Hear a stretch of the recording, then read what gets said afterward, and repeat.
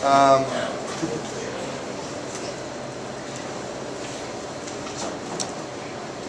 I thought the first period, the first half of the first period, I thought we looked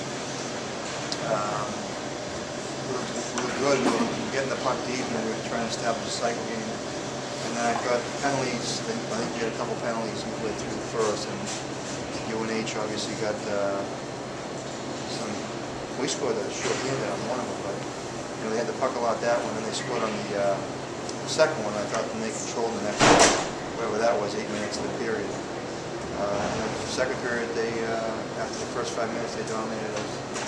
And I thought Chris was terrific. And then the third period, I thought was an even period, and overtime was, I don't even know if there was any really good chances, but I thought the overtime was pretty even too. So that's probably why I ended up in a tie. I don't like the fact that we had a 5-on-3 and we had one scoring chance, and that the referee blew a whistle. I don't know. I had no idea what the timing was of it, but for me, the 5-on-3 was the turning point of the game. Because of the whistle, or because you just didn't get the goal? I'd like to put the puck in directly instead of bouncing around the goalie's pads and leave it up to the referee to decide whether it went in. On a 5-on-3, you've got to get a better look than that. And I don't know how much time there was left, but it would have been obviously it would have been a huge goal for us, and you still would have had the 5-on-4. So that impacted the game for us, and I think it did for them as well in a positive way. You made a comment last week about the power play. How much did you work on that 5-on-3 this week in practice? Yeah, that's why the play that was set up actually was there. You just fanned on it. I did more work in the power play this week than I've probably done in the last 10 years combined coaching on the power play. Seriously. Mike McLaughlin, 1 goal last year, 2 here tonight. He's been working hard over the offseason to get this shot to score. Yeah, and you know what? He's been kind of quiet the other 3 games. I mean, it's really funny. I was watching the Hampshire game in the building here back in February, and he was really visible. And I said to one of the coaches that it would be nice to get Mike McLaughlin into a rhythm where he was offensively a catalyst. And I thought he was good all over the ice tonight, just not by scoring goals. I thought he was physical and he was strong on pucks, and he was great killing penalties, and I think he was rewarded. Let's talk about Rollins. He made 43 saves. Anything in particular you saw from him you liked?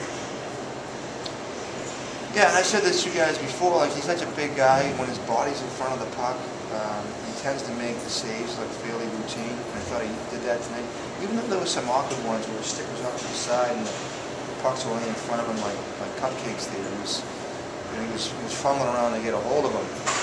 Some he did, and they'd bounce back and guys would shoot him, but I thought the first save, he was in great position, and I think he liked the second one back, and he must have lost his stick on that one too. Is that what happened? It went off the end board, he scooped that, he threw it in his own net.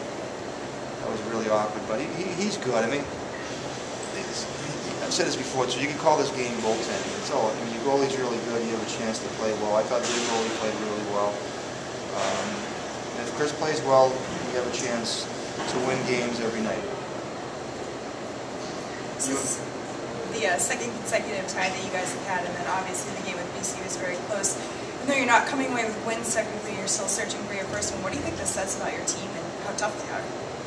Well, I told him in the locker room, I think we've got like eight freshmen playing, 8 freshmen skating. Morrow took the place of Kim. And they played BC. It was close. It was an even game. It could have ended up in a tie. Could have gone either way. And then tonight, whatever they are, 7th grade in the country, that game could have gone either way. So there's clearly something there. And we're doing it without a power play, which I hope it shows up at some point there, because if our power play was good, we'd have more wins. But we've got something there. I told them I can't figure out, there's so many new people there, Guzia and Coyle are back in the scene after being out a year. It's hard to decide. It's hard to figure out when they're going to kind of get the whole thing. Like tonight there was snapshots, what was supposed to be, and then we fade into this, goofy pond hockey group, and you can't play pond hockey with UNH. They're gonna kill you at it. We don't have enough talent to do that yet. So, and then they'll go back to playing like they did in the third period, and then we got to look impressive. So that's what they're paying coaches the big money for, to figure that out, get them into the right identity. His first line seemed like they were playing real well together tonight. Had a bunch of chances. Tyler and Wade. Yeah. I thought they had a bunch of chances, and some were at UNH's net and some were at our net, to be honest with you. So we were talking about that when the game was over. UNH seems to have a really strong ability to move the puck, to get up the ice really well with the breakout passes. You feel as you need to make a lot of adjustments this week in terms of defensive strategy in order to try to contain that? Slow them down? No, because BC was in there a few weeks ago, and they play similar style as UNH. They've got that abundance of speed and talent, and they can really burn you with the creativity. And they see people that most kids don't see. They got incredible lateral vision, and we just kept talking about making sure you get back. Because the problem is, if you get lazy coming back, they'll find that seam and that gap between the back checkers and the D. We've seen that, so we knew what to face. It's a question of getting them to do it for us, and I thought we did a pretty good job. Other questions? Fourth line seemed to, again, bring a lot of high-tempo games tonight. Charles Cronin late in the game. Can you kind of speak to the work that Dave's from the ice? I thought they were terrific early, and then they went away in the second period. I don't know where they went, but I told them the third period, if they don't come back, they'll be in the stands the next weekend. They showed up the third period. Thanks, guys. Thanks.